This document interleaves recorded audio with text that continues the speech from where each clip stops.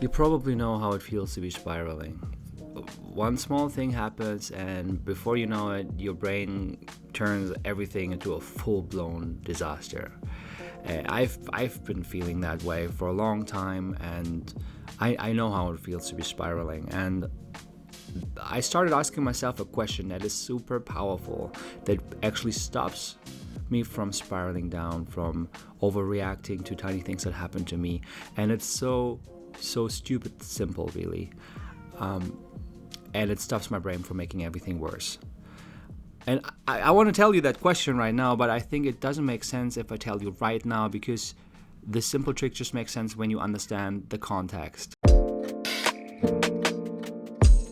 So we need to understand how this spiraling actually works. And when we are doing this, if we're overreacting, if we blow stuff out of proportion, then we engage in something that is called surface structure thinking. So we're just reacting on the surface level without really going deeper down into our thinking, without really pausing and thinking about what's going on. So what I want to do today with you is to understand these patterns of the surface structure thinking. It's a very hard thing to say. And how to go deeper, pun intended, and to see what is actually beneath this surface. And that's when the question will come in very handy. So there are three super obvious patterns that we can identify whenever we are stuck in that sort of thinking or feeling, for that matter. The first thing is called deletions. So this is when we leave things out, we ignore or forget facts, and we focus only on one part of an experience and ignore the rest completely. Here's a very common example. Imagine you have one bad day and you don't stick to your habits. Happens to me all the time. You delete all the times you have showed up, you delete all the progress you made, and you call yourself a failure. Or another example, you get one critical feedback and you instantly delete all the praise you've gotten, all the achievements you had, and you just feel like you're terrible at work.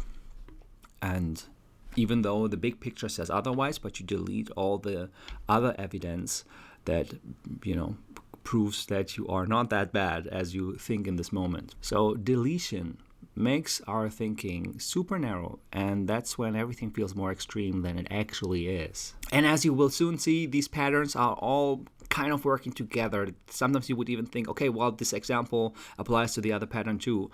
But it makes sense to look at them separately. The second one is generalization.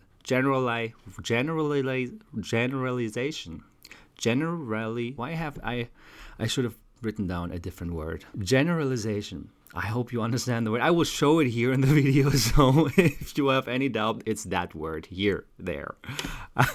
So we generalize. I think it's easier to say generalize than the other word. We generalize whenever we take something specific and turn it into a broad rule. Sometimes about ourselves, sometimes about groups, places, or life itself. One bad experience can become a full story about who we are, how people are, or how life works. And these generalizations can be negative, but they can also seem positive. A negative example is, I always mess things up. A positive example would be something like, Italians are great cooks. And I mean, they are, I think so. But even if they're positive, they never really do justice to the complex world we live in. I think most of us know what generalization means. So let's move on to the pattern number 3, and that is distortion. Distortion is when we take reality as it is and we just twist it, or we stretch it, we tear it apart, we make it something different than it actually is. We connect dots that don't actually connect, We assume things that aren't true, or we just jump to conclusions. We come up with our own interpretations of reality. For example, you send a job application and you just don't hear from anybody for a week. Now, of course, you can just think, maybe they're just reviewing. Or your brain just jumps to, I must have messed up. They hated my application. See what happens there? We just blow stuff out of proportion. We distort the reality. Basically, we just come up with some big interpretation that must not really be true. Another example is you see two colleagues at work and they're just laughing. And you could think, oh yeah, they're just having a good time. They're just telling each other jokes. Or you say something like, oh, they must be laughing about me. They must hate me.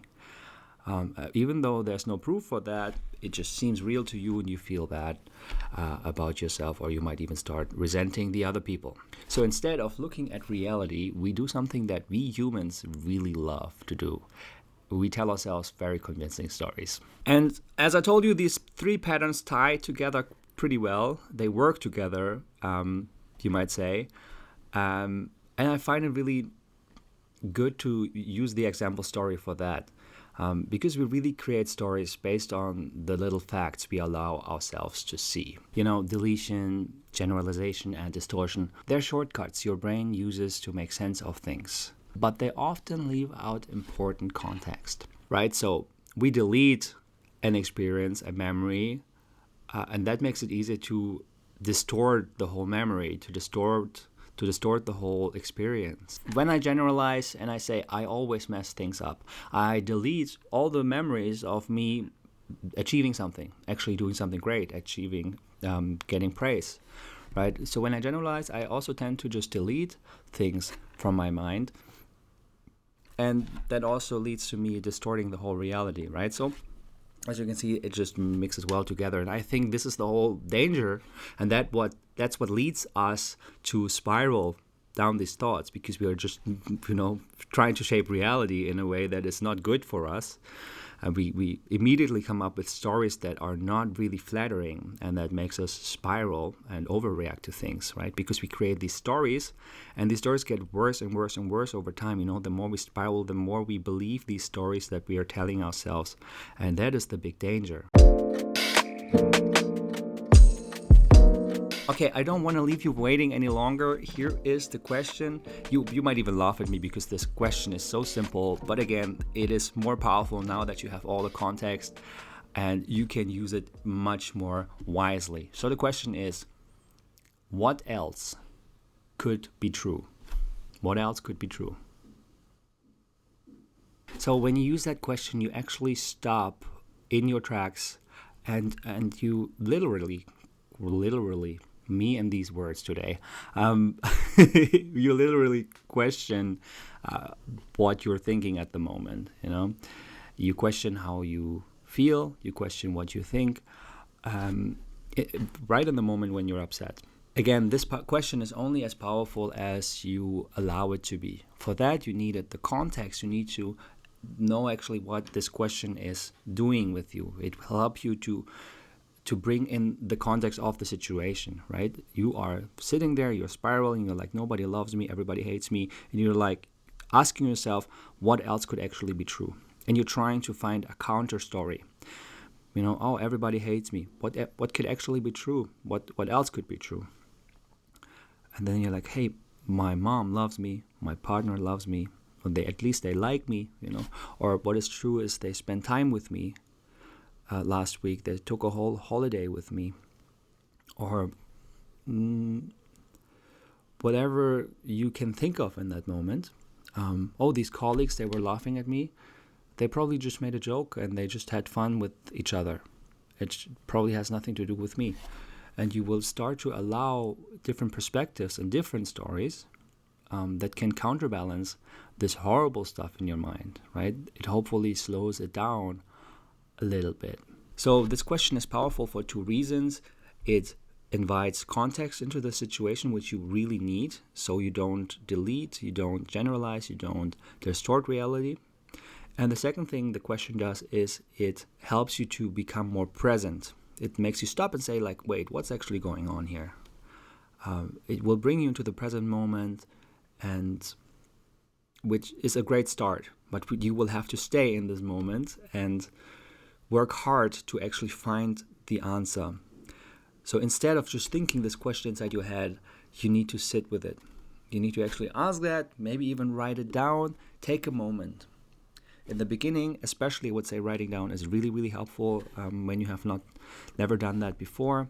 So actually sit down, maybe do it right now, pick a thing that you're upset about, and write down the whole situation if you want to, and then ask yourself what else could be true.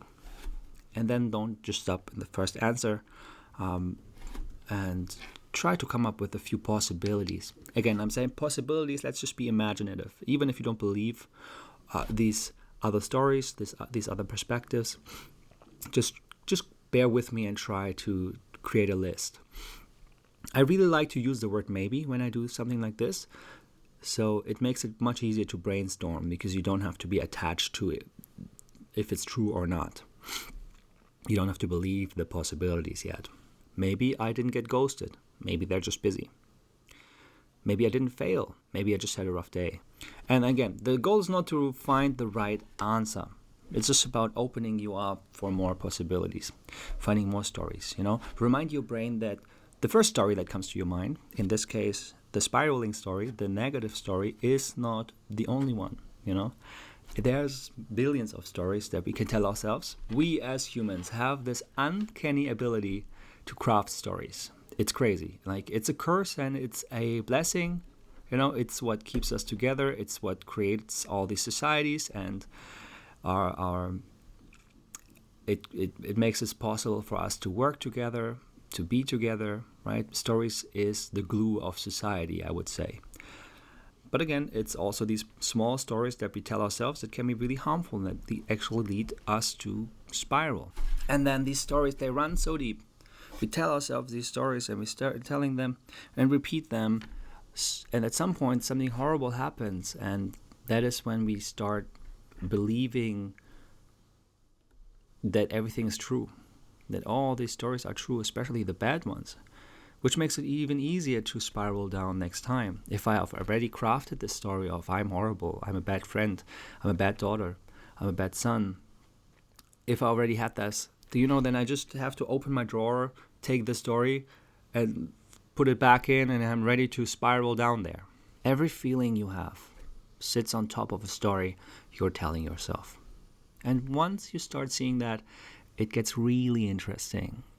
You don't have to shame yourself for how you feel. You don't have to shame yourself for spiraling. You just have to get a little bit more curious, What story am I sitting inside right now? What scene am I playing out without even realizing it? That's when you move from surface structure thinking to what is called deep structure thinking, We actually go deep, and that's where we want to go, not by spiraling, but by reflecting, by pausing, right?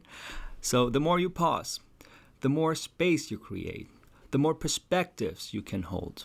And all at the same time, we actually have the capacity to hold more stuff, more perspectives, to hold more space. We don't need to be so narrow and hold on to these small perspectives, delete all that other evidence for our greatness. You are a great person. You deserve to be loved, and stop telling yourself otherwise. There's so much evidence out there, and you just need to see it. Just open your eyes a little bit more, add some more perspectives, some new stories, and then you will go from everybody hates me to my friends are just busy. And suddenly, instead of saying everybody hates me, you can say something like, my friends are busy today. I'm still sad about it, but I'm sure they're still my friends. So you still leave space for how you feel, but you will be more open-minded about your interpretation of reality. That's how you stop spiraling. All right, bye-bye.